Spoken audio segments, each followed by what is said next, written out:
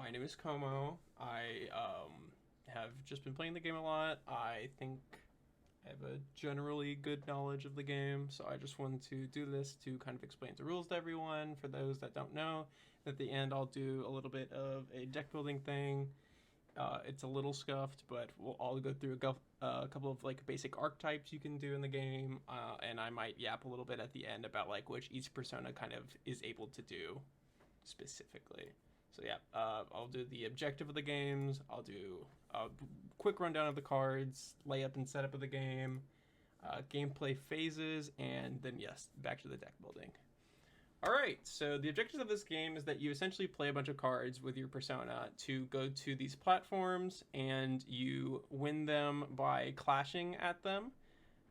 Once you have gotten to a certain number, you take the platform, and once you have reached 1,000,000 subscribers, which is this number right here on the top left of the card, I guess, that is when you win the game. I'll get a bit more in depth of that when I get to the platform cards themselves, but that is generally like how you win the game is by taking platforms.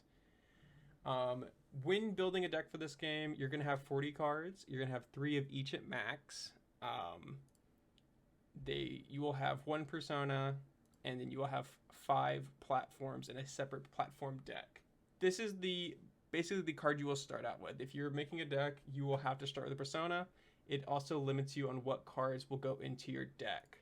So the color / shape, which is like, I think square is experience, circle is red, and diamond is purple. Something like that, might be wrong. The cards in your deck either have to be the same color or they have to match the word or the genre specifically. If it's not the word or the genre or the color, you cannot put it into your deck. Personas all come with a bits per turn. So when you start the turn or you go to or when you do the refresh phase, specifically, we'll explain that more later. This is how much essentially currency or like money you get per turn. Next, every card or every persona and content card has an influence on the bottom right. It is just essentially like the attack power of your cards. Some cards will have effects. All of the personas will have effects, and they just allow you to do a specific thing. Clash Reward specifically is something that once you like win at a platform, you will get to do that effect. Upgrades are something that you can add on top of your persona specifically. They have a cost in this little thing over here is like where it tells you it's an upgrade. This is just the cost it requires for you to play this upgrade on top of your persona. All upgrades will increase the bits per turn and the influence per turn or influence that your upgrade has. So it's just like you're increasing the stats of your persona. They will also all update the effect that your persona has. So with Tenma, her base one draws her 1 card. This one, it adds the fact that you draw another card during the Clash Reward, and it also adds that if you have 5 or more cards in hand, you have a higher influence. Not all of the upgrades will add an additional effect like this one does, and the Clash Reward kind of part of it also doesn't change in every upgrade. It just depends on each upgrade. Every upgrade has a discard effect. A discard effect is just something that during your turn you can choose for the turn to discard the card for the discard effect. So this one specifically lets you discard for an additional bit. The other 2 kind of discard effects right now are you can add a +2 to your persona's influence, and the other is you can move your persona to a different platform. Content it's kind of similar to the upgrades, except that they are played separately from your persona. There's just the content right here. They all have influence, they all have a cost, and some of them will have an effect. This is where we get into the only specific personas can run specific cards. Like this is a card that you can only run in Tenma, and there are a couple cards like that. Not every card is like that, so just depends on the card.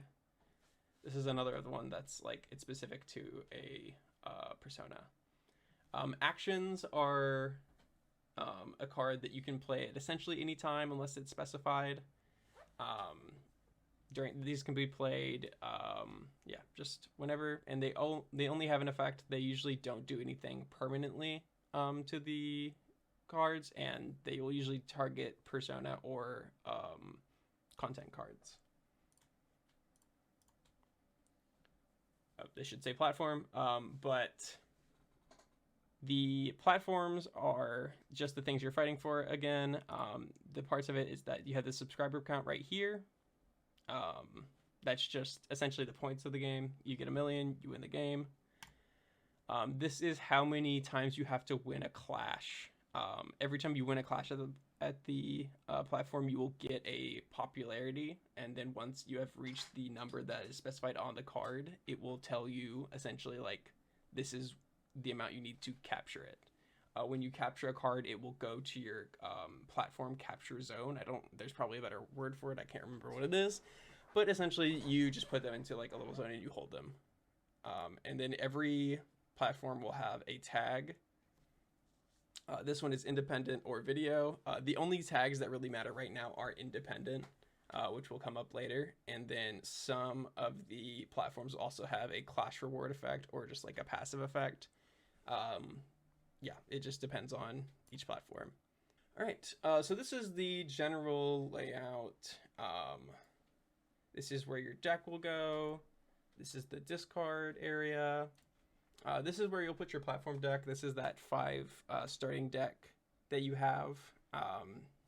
When you start the game, which will come up later, you will put them in the middle over here in the platform row. And each of these platforms is essentially like a different area to fight over. Your persona will go over to the side. It will just immediately come out of the deck and like just be there the entire game. And this is also like technically the whole area behind the platform row is the studio, but when most people will tell you to move your persona back to the studio, it just means kind of put it back over in the sort of out of play position. It's basically what people will mean when they say go back to the studio. All right. When you start the game, you will set your persona aside, and then you will draw, or you will, the first player deciding, you can decide randomly, you just flip a coin, roll a dice, but that's how you decide first player. First player will put down 2 platforms, and then the second player will put down 1. Right now, it is, the first player can kind of put it wherever they want. The second person matches, and then the first player puts on a 3rd card in the platform row. And then both players will draw 5 cards, and then you gain your starting bits. Every persona at this point has 3 starting bits, so you will most likely start with 3 bits. During the content phase, the first player will move their persona to whichever area they desire, and then the second player will match them or they will decide which other platform they would like to go to. So they can decide to match you, or they can go to one of the other 2 areas. You can also, in the content phase, you can play content, obviously, and you can only play content to your persona's location that they are currently at, unless a card specifies otherwise. But that's kind of the general, that if a card specifies otherwise, you can break the rule of the game. Okay. You will pass your turn if you don't want to do anything, and once both players have passed, we will go to the platform phase, and this is when you're going to start clashing over specific locations. The first player decides which way you are going to go. So if you were to go as the first player, you can decide to go to this left location first. That's the way that the clash would work. So we'll just say that a Pippa has decided to, in the content phase, they matched you and everything, and then we're going to the first clash. Because Tenma has a 4 influence and you have a content with 2 influence, you would beat Pippa at this location, and then you would put a popularity onto that platform. Actions can be used during the they can be used during the conflict phase, but they can also still be used during the platform phase. So at any point, this Pippa could have probably used Vomit Drawer or PPPP just to beat at that location, and they would have got the point instead. But we'll say that they didn't do that, and you will gain a little popularity here. That popularity stays there until a card moves it, or the platform has been taken, and then they will go to the area where you are keeping your platforms. Yep. And at the end of the turn, you will draw a card and then get your bits back. A thing I missed, though, is that when the Clash Reward goes off, you will get things like kickbacks and Clash Rewards. Clash Rewards are something like Tenma's where you get to draw a card. I just had done it out of order on the little animation. So her Clash Reward would have been to draw a card. Pippa has a similar one where if she had won the Clash, she would have gotten an extra bit, and that would have just gone into the pile with the rest of them. All right, that was the general rules. If anyone has any questions, you can go ahead and let me know now. I know I kind of went through it pretty quick, but yeah, I'll just pause a second and take a drink if anyone would like to just like type any questions they have in the chat. If not, I'll just continue into the deck building portion. Thanks. I'll just say probably a couple of things I missed. It's just like an additional effects that any of the cards might have. There's cards like Kickback. It's essentially a Clash Reward, except you have to lose at the location to get it. They are not played too much right now, but they're definitely a card that will come up sometimes. There are an effects called Activate. They allow you to, once per turn, just use the effect that's on the card. And they can be used during the confident phase or the refresh phase. There is not really like a time you can't use them.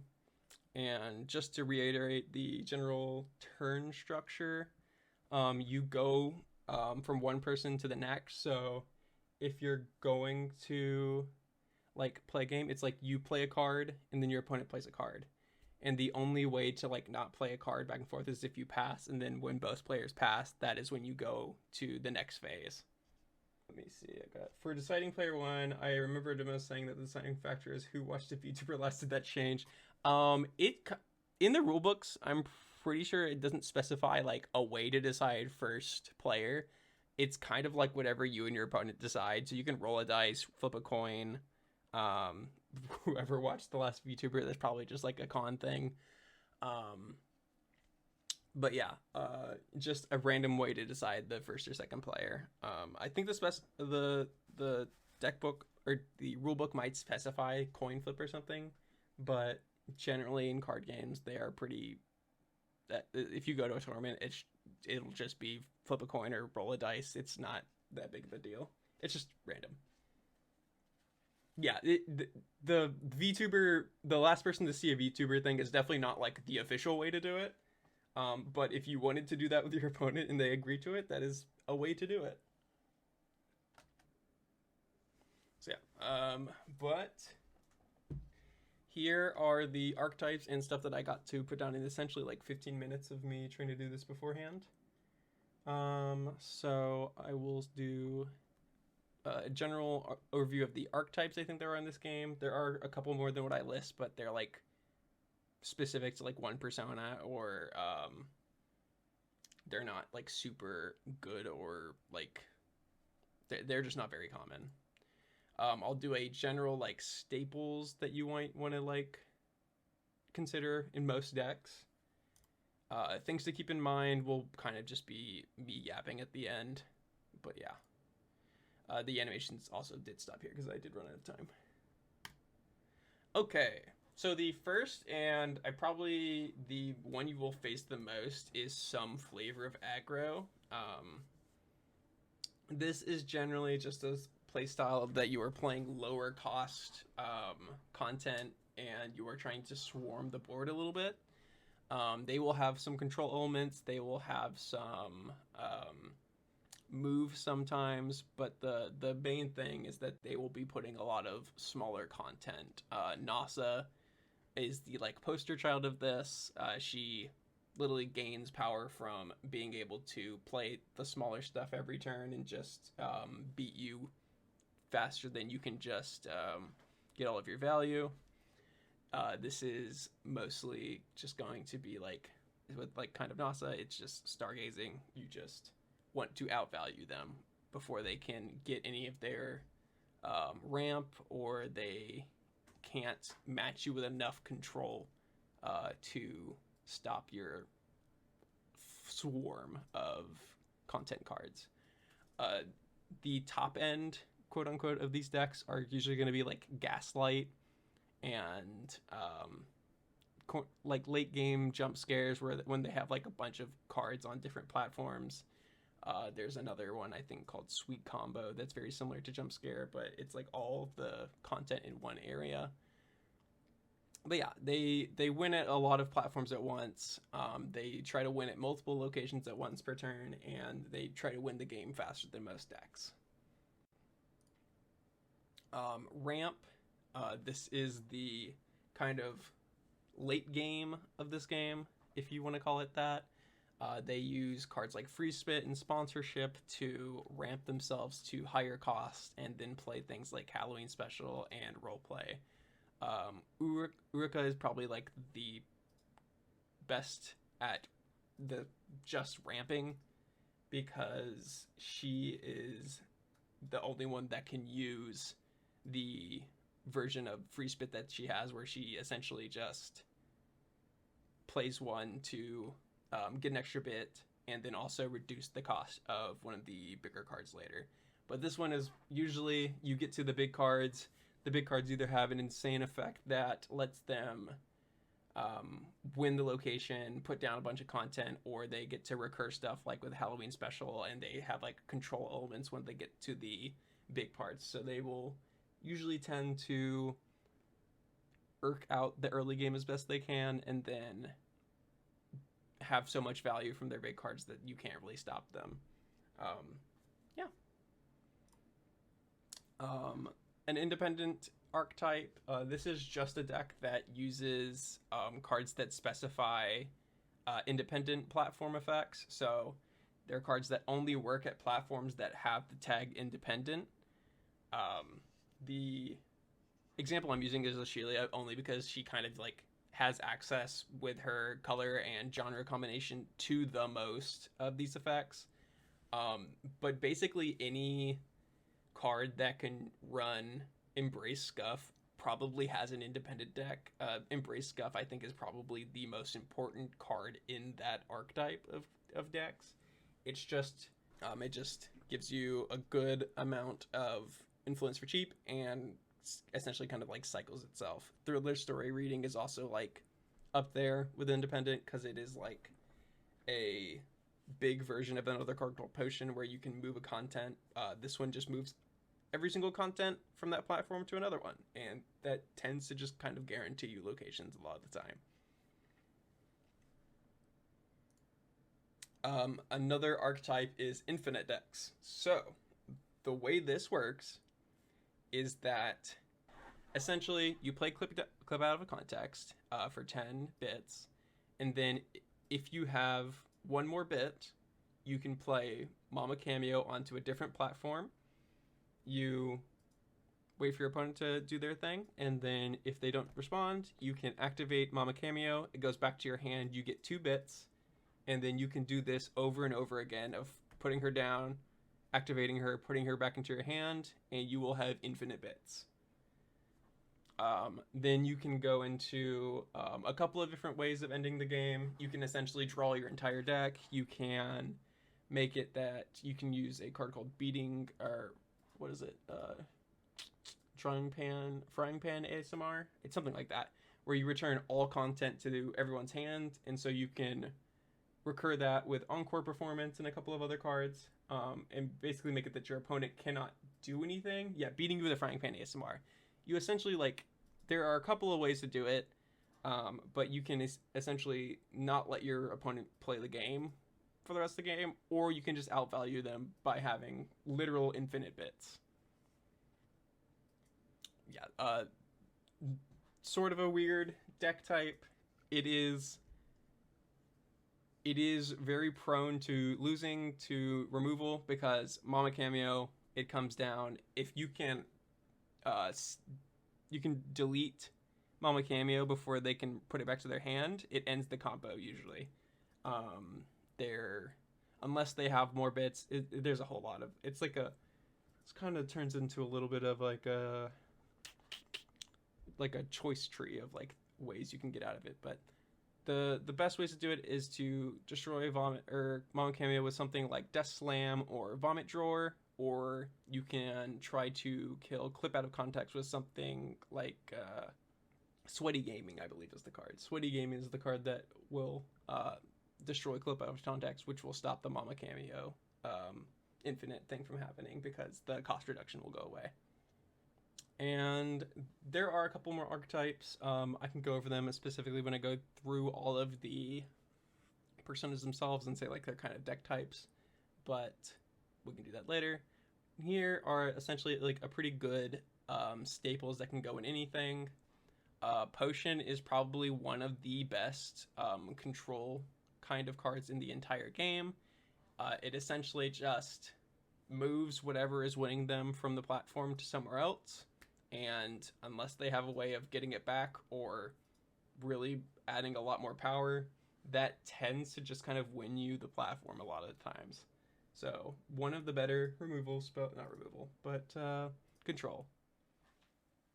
Gorilla Stream, it's just a very easy thing to drop for one, and you can play it anywhere. So essentially you are putting pressure on multiple locations at once for very minimal cost, which is a very good effect to have. So it's just something you can throw into the deck. React Meta is just the best draw spell in this, or draw action in this entire game. It combos well with a lot of the other staples like Gorilla Stream. There's a card called Divorced Fathers. It has a longer name. I never remember it. But if you can get content to multiple locations, it can draw you a lot of cards. Two costs for 3 cards drawn is insanely overrate for essentially everything in this game. And even just a 2-for-1 is fine. So even playing this at its minimum value of just one location with the content on it, it's not a bad idea. So yeah, just a good card. Marshmallow in the same way. Draw is very good in this game. So it essentially thins the deck out a little bit by replacing itself. Just solid. Sponsorship is another card that you can just kind of throw anywhere because this one, it just allows you to kind of get more resources for pretty cheap. So just for 1 cost, if you win at a location with the card that you put the Clash Reward on, you just get 3 bits. So it kind of just wins you more on the location, which is win more is usually a bad effect in most card games, but in this game, like, you can literally just go to a location you know your opponent's not gonna try to fight at. You sponsorship it if they decide to overreach on their resources, so that they can't like remove it with something else, and then you just get more money, and then you can just kind of snowball the game with it. Encore Performance, it can just go in any deck. It is just a card that gets you back a card, so it is essentially like a 4th or 5th copy of any of your really important cards. If you need something specific and then you've already used it the game, you can just get it back with Encore Performance. It also is a big part of most infinites. You can just recur Frying Pan ASMR or draw cards or any just important thing you need, and it just recurs them, and then you just keep doing it over and over again. Vomit Drawer, it is, because of the infinite, pretty necessary in any deck that can run it. This and Death Slam are kind of like the easy ways to deal with the infinite combo, and it is just like a pretty cheap way of getting rid of a good majority of cards. So it is just a card you should run if you can run it. It's like a 2 or 3 of in basically every deck. And Uwu and basically any discard move is essentially something you want to have in most of decks. There are some decks, like if you want to go like high end with them, they don't super care about not being able to move their persona because they just kind of want to win the game on the one turn. And Uwu is really good at getting you at least some progress in the early game, or pushing your progress that you already have like really hard. Imagine you win a location and then you just discard Uwu, go to another location, get another point at the new location, and you are just accelerating how fast you're winning the game pretty easily for no cost to you, but like discarding the card. It feels good to have move, because even if you don't use it aggressively, being able to match your opponent's move will pretty often come up. All right, and here is a little bit of where I'm just gonna yap about each of the persona and like what their general playstyle is, what I think like their best deck tends to be, what like any alternate decks they might be able to run. I can post some of these deck lists later. If you just want to go to the deck builds channel in the Discord, there's a lot of decks that people have posted. I have posted a ton of decks there. But yeah, we can just go through a little bit of these I'll just go in just top left and down. Shisui Mishiru, she tends to be kind of low to the ground control.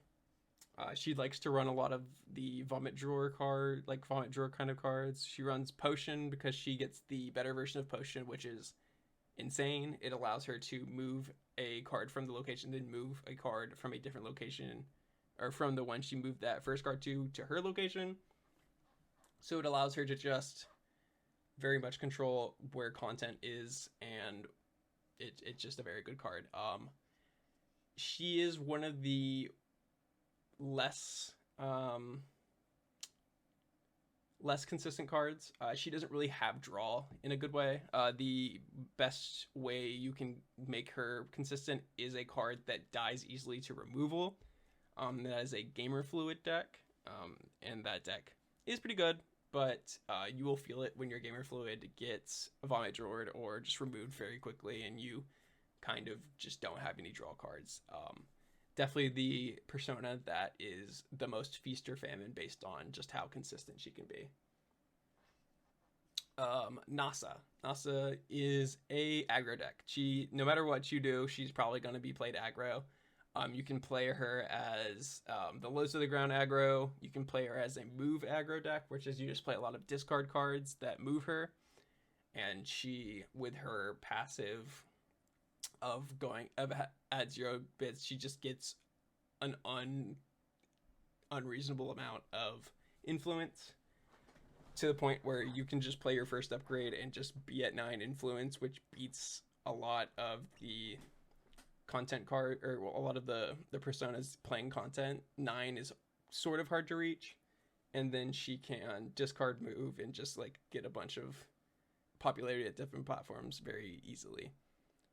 And she is just rewarded for playing every card she can in her hand every turn, so she doesn't really get punished much by a lot of decks, because they are trying to either match her, which they often can't, or they're trying to scale, which she will try to run away from the game before you can scale. Tenma is probably the persona with the most ways of building her. She has a good ramp deck because she has access to most of the ramp cards, most of the ramp action cards, and then because of her Clash Reward of drawing cards, she can just run a lot of the discard money cards, because she will essentially replace it if she wins the round anyway. So she has a very good economy because of her draw effect, and she also just is very consistent because she draws so many cards. Her main 2 decks, I think, in my mind, are Origins Spam, which is you just play essentially all experience cards, and the card Origins Video. Origins Video is a card that's, I believe, a 3/6, and every time you play an experience anywhere, it gets +2 for the round. So you can play Origins Video on a location and then leave it there, and then you can keep winning that location later, because you can play at a different location, gain cards, and it is still increasing at a different location. So you are able to go to multiple places very easily. Very good value It's sort of an aggro deck, sort of not, but it also has like pretty good control with her tools of like Yell at Fish and SSD Support Fund, which just wins you early a lot of the time. Her other deck is Halloween Special.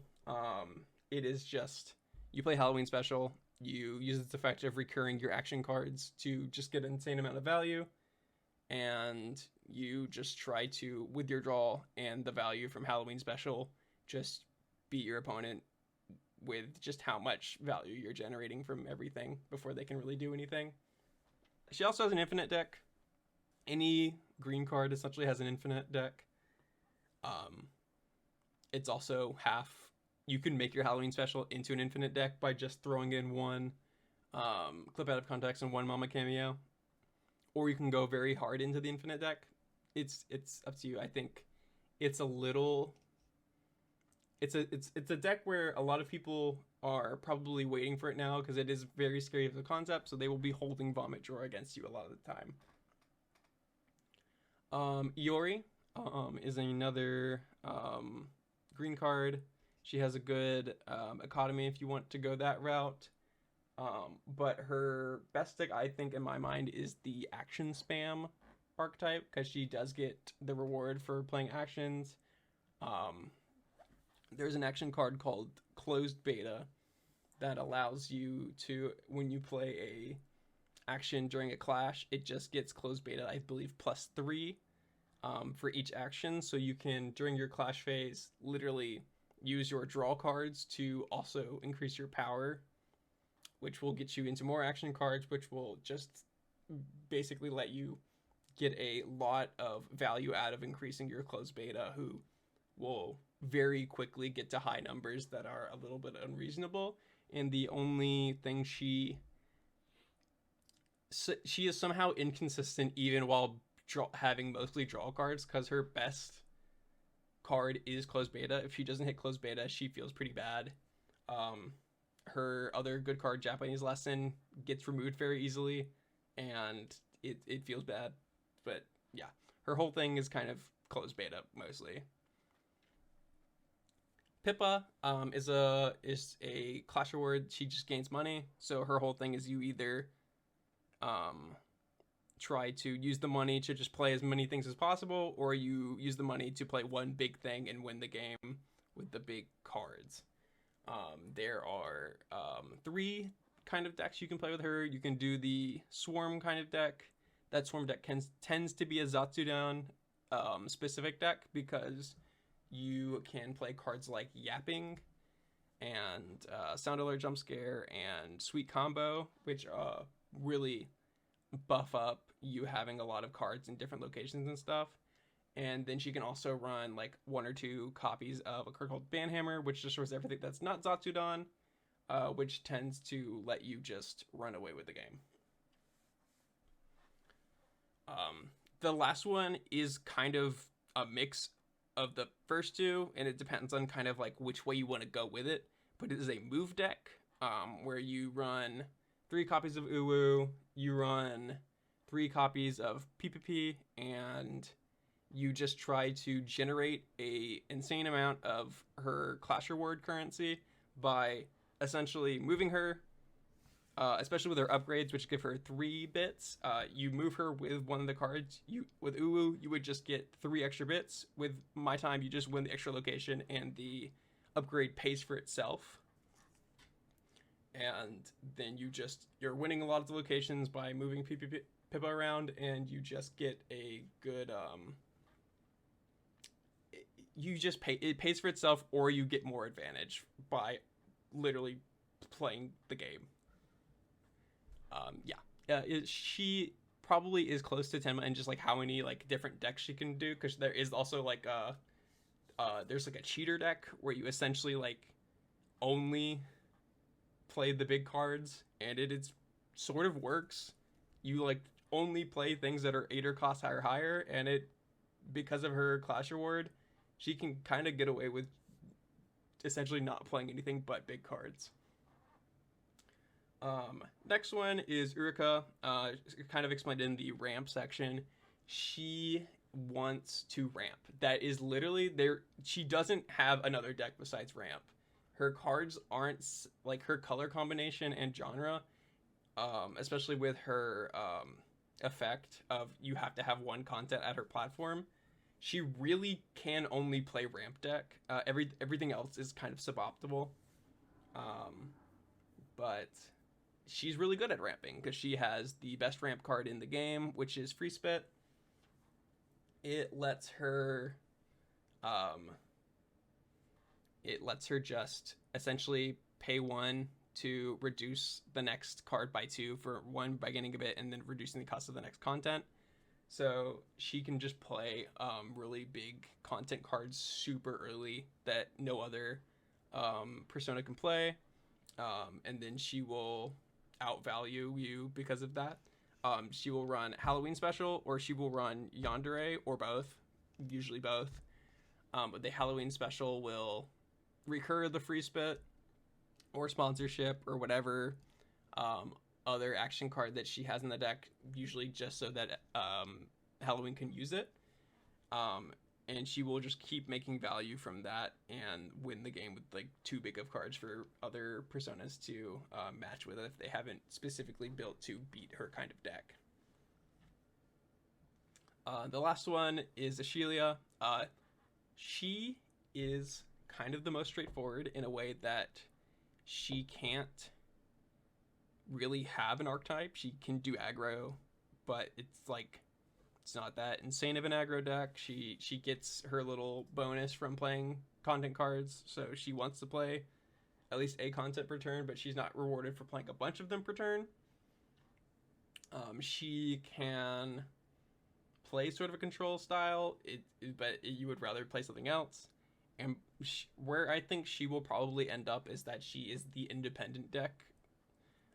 She has access to basically every independent card. The only one she doesn't have is one that you usually don't want to run anyways, because it's kind of like the worst independent card.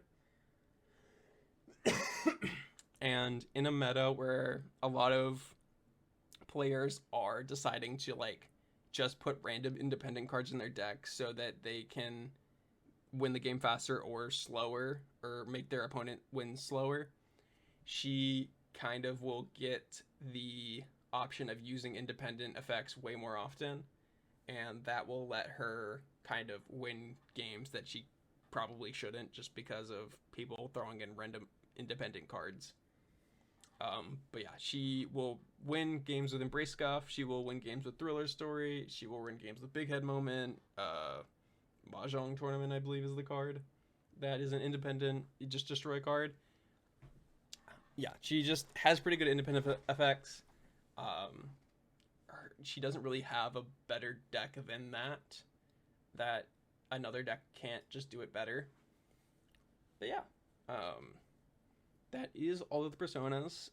If anyone has any questions, you can go ahead and put something in chat of just general questions you have on any decks, or any specific questions you have on any specific persona, any cards you think are cool. I'll give like a little rundown if they're pretty good or not.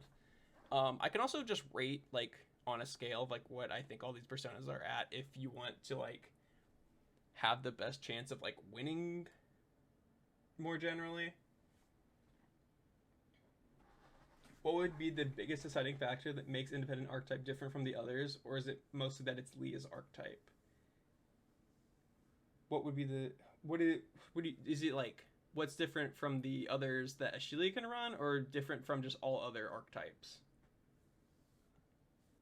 From the other archetypes, it's just that Ashelia doesn't really have like good cards. She doesn't have good draw, which is really bad in this game. Not being able to draw cards is just not good. All of the purple cards are bad at drawing except Nasa, because they decided to give her upgrades, crazy draw effects for some reason. Another reason why Nasa's insane is that the one weakness that purple should have is the one she does not have. Embrace Scuff allows her to have a little bit of draw. And that's kind of the reason. Honestly, her being able to draw cards with Embrace Scuff is probably just the reason you run independent most of the time on her. Mishiru is also in the same boat where it's like there are other decks that you could run besides the Poggers build of just playing around Gamer Fluid, but the fact that you can draw cards with Gamer Fluid makes it the most consistent of her archetypes. As what I would say is like the answer to that. I can't do just a little tier list. Let's see. I think top 2 decks in the game for sure. Nasa and Tenma. Nasa is just very, very, very consistent. Or well, Tenma and Nasa are both kind of consistent. Nasa just has an upgrade that lets her draw, which is just pretty good. You just pay 2 to draw or pay 3 to draw 2, which is on rate basically with the best draw cards in the game, but she just has it passively that you can just pay it any time. Well, once per turn. And then Tenma just does draw cards and doesn't need to commit anything to doing it. So in this game where running out of cards is probably the single worst thing that can happen, because you can't really win the game without cards in a way that a lot of card games, like, you might just have enough on board to win. You can't lose all of your cards early because of how much like content you lose from just like a location going away, or your cards getting moved to a different location. Like, it feels really bad in a way that I think it hurts more than most other card games where you're like losing cards. It's like a thing of like I it's hard to explain how good drawing cards in this game is, especially with like a swarm kind of deck where you want as many cards as possible to just put around all over the place. Pippa is probably like right next to them. I'll just order them from like top left to from left to right. Pippa is probably the next one. She just has a crazy amount of economy that she gets for free, which is not something a lot of the other decks have. Like Tenma sort of has something similar in that she just draws enough cards that she can discard the discard for money cards a lot, which is why another reason why she's good. But Pippa just makes so much, especially with her big upgrades. The only thing is that she needs to hit her upgrades a lot of the time to feel really insane. And if you don't have that, she feels bad. She doesn't have a ton of draw.